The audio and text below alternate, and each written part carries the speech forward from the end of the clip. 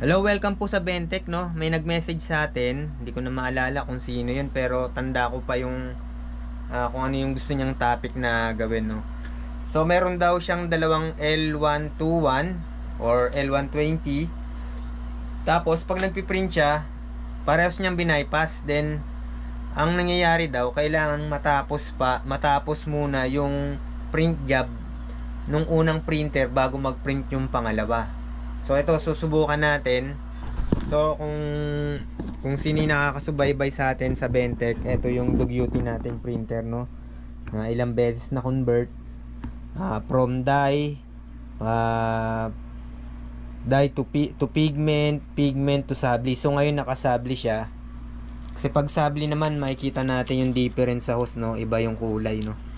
Yan, medyo pangit lang tong madumi yung ano.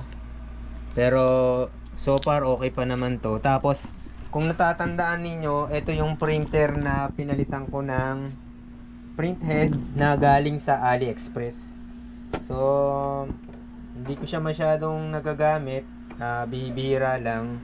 Kasi medyo marami na rin tayong printer, no. Meron tayong G1010, meron tayong L3210. Tapos yung tong L805, ang sira niyan ay capping, hose, at saka flex wire. Yan. So hindi ko pa may parts ako nito, kaya lang kulang ako sa timing. Hindi ko magawa, tsaka medyo busy tayo din sa family.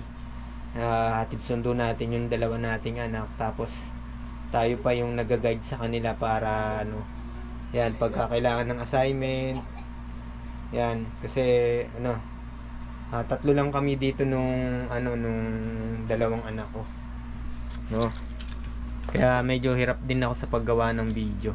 So ito, susubukan ko lang po ito. Ayan, so wala naman siyang error, kasi kung may error to normal to, kulay green. Yan, kulay green din yung ilaw. Wala siyang alternating lights or yung mga kumikindap-kindap na ilaw dyan, na ibig sabihin ay may error.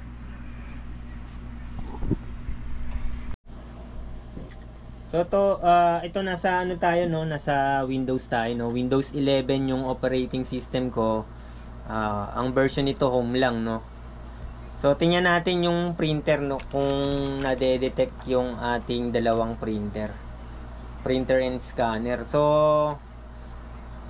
may makikita kayo dito niyan, kasi once na nag-install na kayo dyan ng driver, pag nag-install kayo ng pangalawang same model, may lalabas dyan na ano, na ayan, tulad nito, merong Epson L121 series copy 1, tapos yung isa Epson L121 series, no. Kung meron ka pang isang printer na same model, ganun din yan, pero pwede mo siyang i-rename, no. So para malaman natin kung nasaan dito, ito yung sublimation, tas ito yung pigment, no. Yan, dalawa. So, mag-test print muna ako, no, para ma-identify ko. Meron akong printer na naka bypass sa Epson L130. Print test page natin, no. So ito pala yung yung sublimation, yung naka bypass. Test print tayo. So nito normal lang to, no. Maraming nagtatanong nito, no, kasi naka bypass yung ating printer. So nag-print, tapos yung ating Epson L120, no, na pangalawa, L1, ayun, ito yung copy 1, yan, no, itong copy 1. Test print tayo. Ito yung pigment.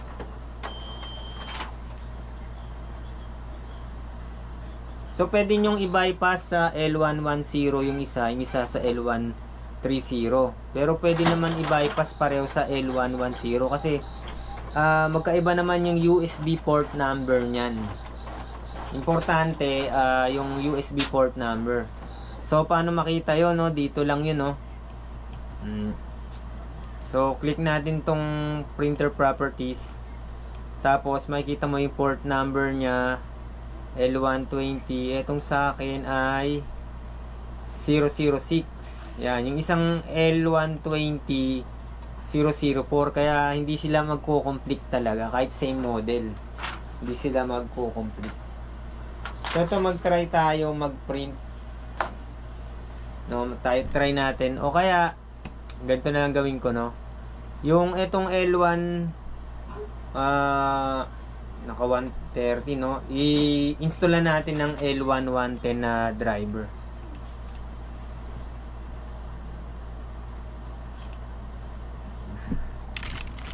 So, tayong Google Chrome, no? Download natin yung L110. So, pagpasensyaan na kung humaba yung ating video, no? Epson L110. Yan yung karaniwang pinang-bypass sa L120 at L121. So, yung download, no? Windows 11. Go. Driver. And download. Accept. So, parehas nating i-bypass sa ano, no, sa L110. So, yung ating ito, tandaan natin tong ating L120, no, na ano, isa. So, tandaan ko lang,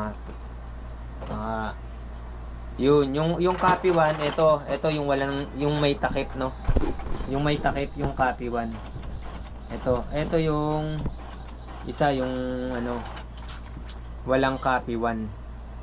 So, para hindi tayo malito, yan, para hindi tayo malito, yan, no? Yun. Ito yung sublimation, no?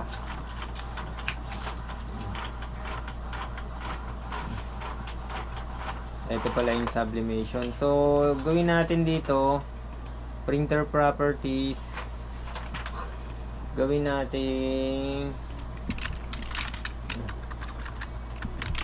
sublimation. Tapos, yung L120 na copy,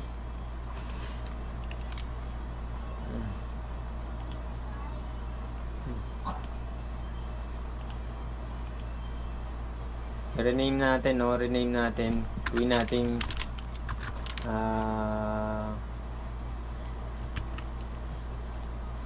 pigment. Nalito tuloy ako, Gawin natin ano ba to? Nalito ako. Tingnan natin dito. Print test page natin. Sa kabila pala yun. So, nasa kabila. Ito pala yun.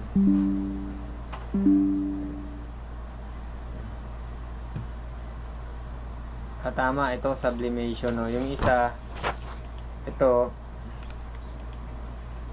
gawin natin ito, dye. Yan, isang dye tsaka isang, yan, sublimation. So, ito yung sublimation, no. Ito yung sublimation. So, install natin yung ano, ating printer. Pasensya na, ang daming ano, daming puruin nga natin. Wow. Bura muna.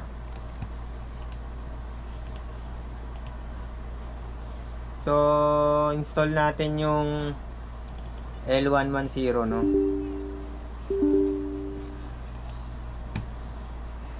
Pares natin i-bypass sa ano. Wag nating, kasi marami akong printer, no, hindi ko siya gagawing set as default. Okay. Yan. Then agree. Okay. Yan. So hindi niya ma-detect yan, no. I-manual natin, no. So yun, alamin natin yung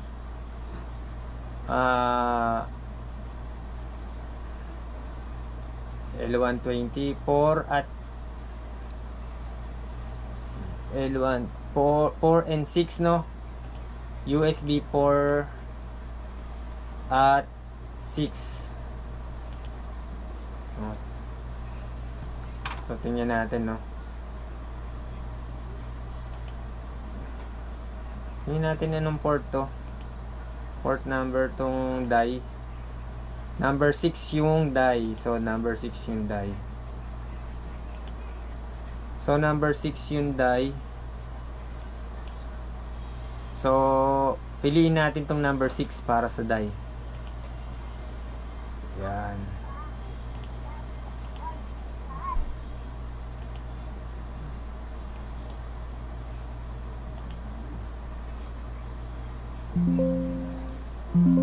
Yan. Printer driver installation and port configuration were completed successfully. Sa number 6 ko nilagay, no. Yan.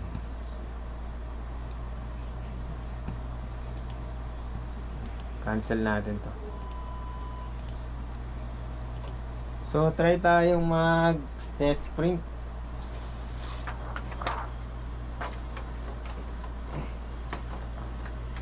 Test print tayo, no?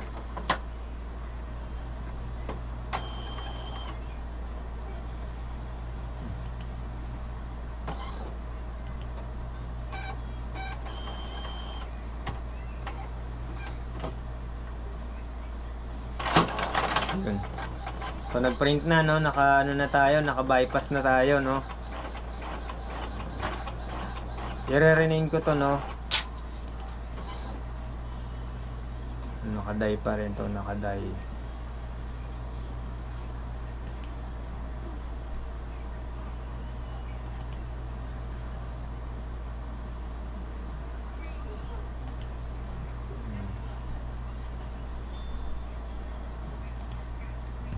So install tayo uli ng isa pa. Etong naka 11C, ano na siya, no? Series, no. Printer. Rename natin to die.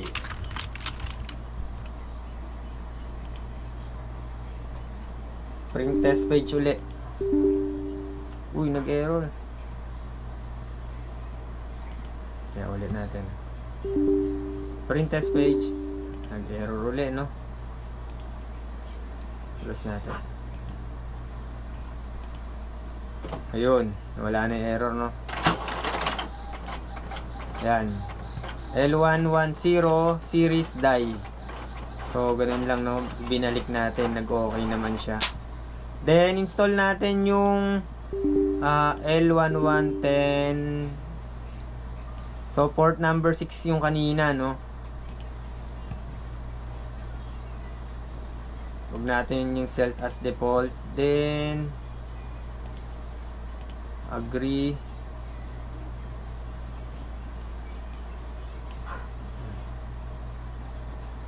Manual. Pasensya na po ang umaba, Number 6 yung kaninang ginalaw natin, no. Port number 4. Yan, okay. Yan. Then tingnan natin ulit, no, back natin, no. Ayun, no. Itong isa naman, no. Pero ano na siya, 110 na, no. Print test page tayo. Tama, ito namang isa.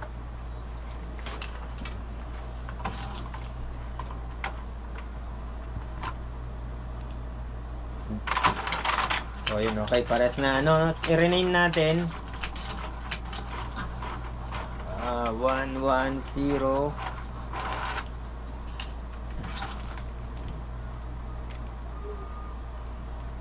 Kasi galing siya sa 130 nun eh, no? L120 sublimation.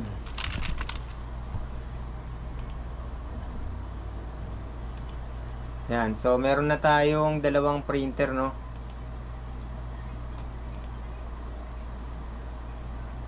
Series.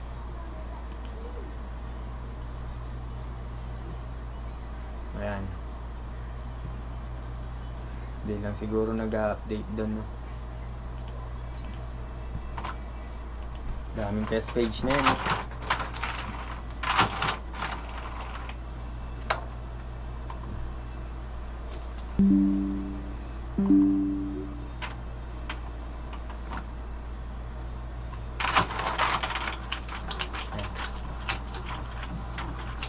So ngayon magpiprint tayo ng sabay, no?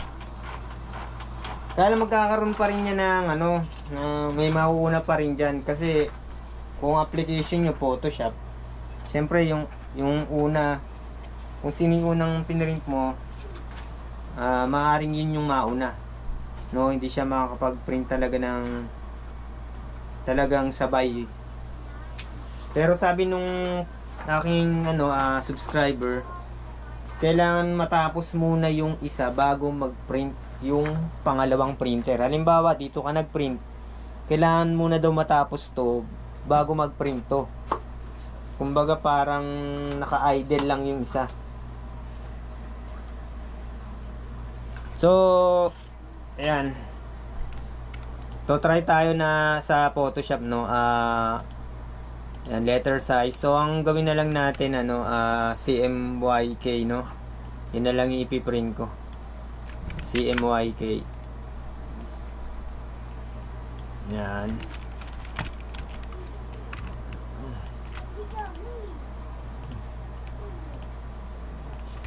CM. Control J. Tapos yellow. Then black. So ganito na lang gawin natin, no? Kasi masasayang yung bond paper, no? Yan. Mag-print tayo ng dalawang kopya. So print muna tayo dito sa yan, L120.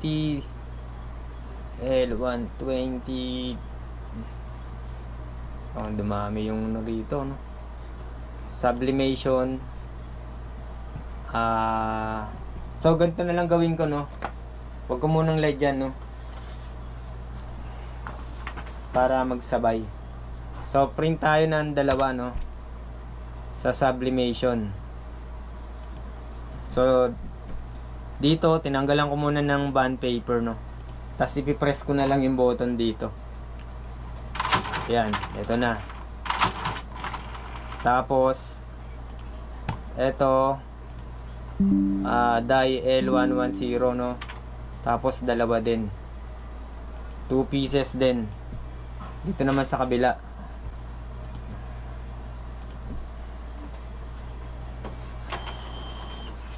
Ayun, tumunog na.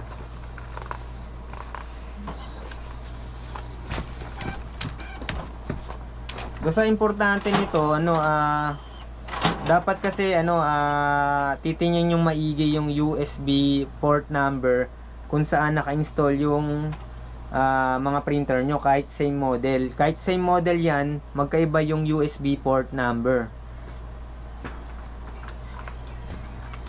Ayan, no? So lagay tayo papel dito. Matest natin kung magpiprint ng sabay. So yung problema niya, mga ka-printing, ay kailangan matapos muna yung isa bago mag-print yung isa. So walang nag-ano sa atin. Walang problema, no? Kailangan kong pindutin. Hindi ko na nga unahin ko to. Pindutin ko tong ano, paper button. Tapos ito. Yan. Yan, no. So, eto sa akin, no, to na-try ko. Sabay naman siyang nag-print. 2 copies yung ginawa ko dyan. Yan. So, kailangan na siguro ng head clean, no. Matagal din na stock. Tapos, ayan. So, sabay naman siya nag-print, mga ka-printing, no. So, yung nagtanong sa atin, sabay naman siya nag-print.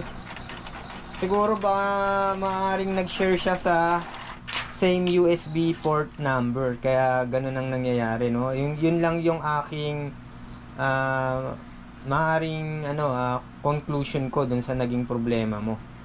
So, kaya ang gawin mo na lang, uninstall mo muna lahat, then reinstall mo yung driver, then yung original driver na L121 or L120, then i-bypass mo.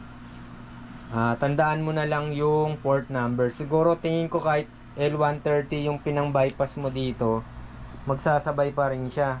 Isang application lang yung pinagamitan ko, Photoshop, pero sabay pa rin siyang nag-print. Yan. So, medyo na-stuck din kasi ito, no? Kaya, yan, nagguhit-guhit na. So, i-head clean ko lang yan. Tapos, itong sublimation ko, yan. Yan, medyo, na-stuck. So, press nyo lang yung matagal ito. Pwedeng mag-self head cleaning na yan. Yan, pag narinig nyo ng tumunog, ganun din to.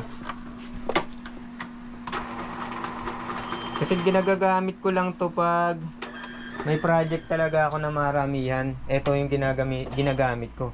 Pagka ito lang tong L130, L3210 ko, tsaka yung Canon G1010 yung ginagamit ko.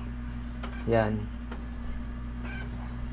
So, yun lang po mga ka-printing, no. Huwag nating kakalimutan mag-subscribe sa Bentech, no. Pagpasensyaan nyo na po yung lugar.